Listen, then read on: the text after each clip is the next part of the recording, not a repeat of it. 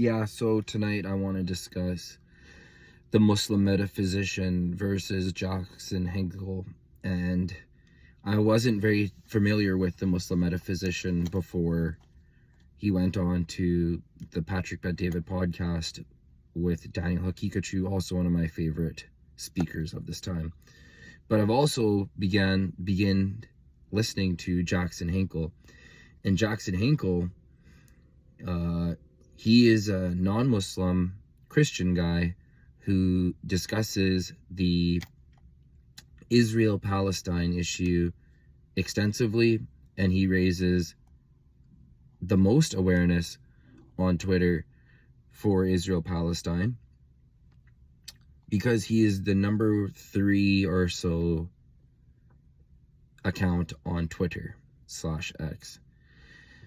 So I was looking at Muslim Metaphysician's channel, and it said response or something to Jackson Hinkle, and I was just like, okay, let's see what this is all about. And I was just like, he just went off and he's just like, this guy's a grifter. Okay. Then he's just like, this guy used to be in support of Benjamin Netanyahu. Okay. And then he likes Bashar al-Assad. Okay.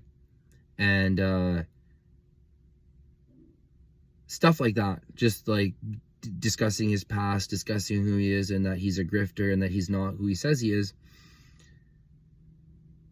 Now, when I'm listening to this, I'm looking at a white guy.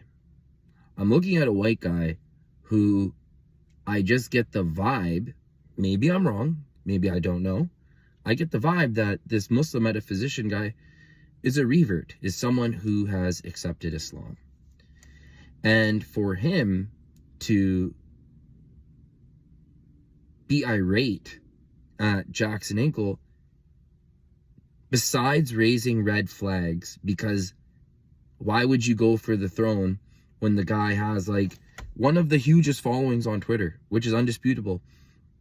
The fact that the Muslim Metaphysician is saying oh, how could he have these positions before about Benjamin Netanyahu back in the day, and then today Jackson Hinkle addressed that, and he's like, I used to like him because he is the best.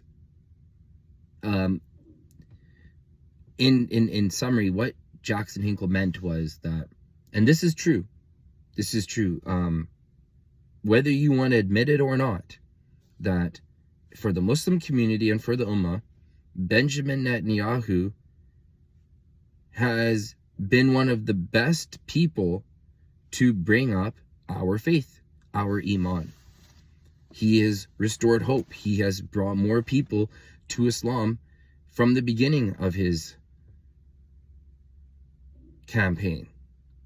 And people like Samira Khan have been saying that, and which is true, that once they get rid of Benjamin Netanyahu, what do you think's going to come? What do you think's going to follow that? It's going to be someone like Trudeau, someone that's slick back hair, smooth talking, silver tongued, someone who will carry on the genocide in a more low key manner. Now,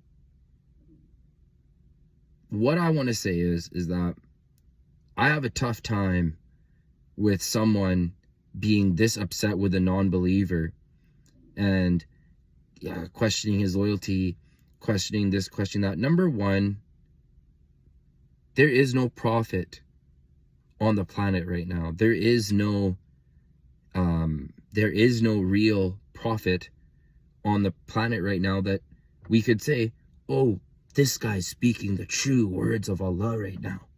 It isn't there. And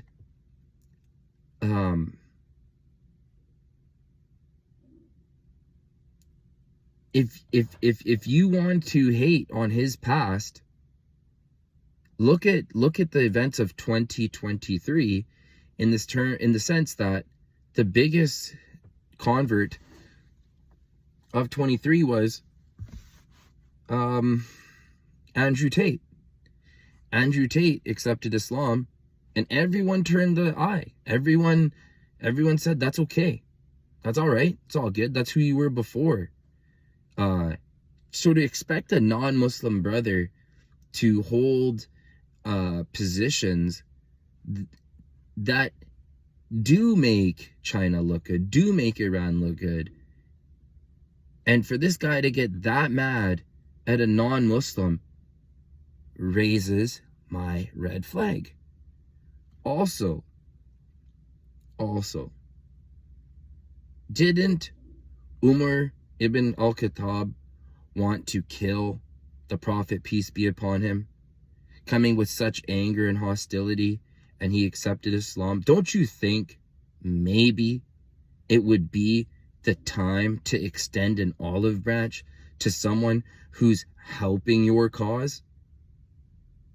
Also, does the Muslim metaphysician question Muslim leadership? Does he expose them for giving safe passage for all of Israel's logistics? No, they don't. No, they don't. They will conveniently miss that out. So getting mad at Jackson Hinkle is like, it's funny to me, because make a video discussing your own corrupt leaders, but you won't. You know you can't. So all in all, I just want to say, let's stop white on white crime. If you get anything out of this, please leave a like and subscribe.